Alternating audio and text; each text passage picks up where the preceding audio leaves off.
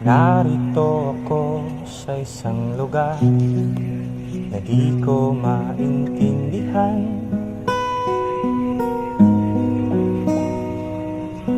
Nakikipagsapalaran sa buhay na ang hantungan ay kawalan.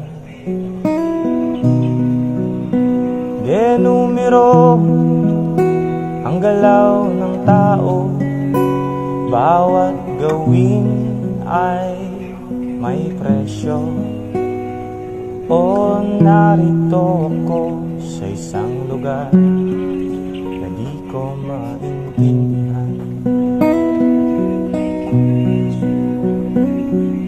Daing ng tao'y di pinapansin, nililipad ng hangin. Pangkain sa araw-araw ay di malaman paano pagkakasyahin. Lalong yumayaman ang mga mayaman, lalong naghihirap ang mga mahirap.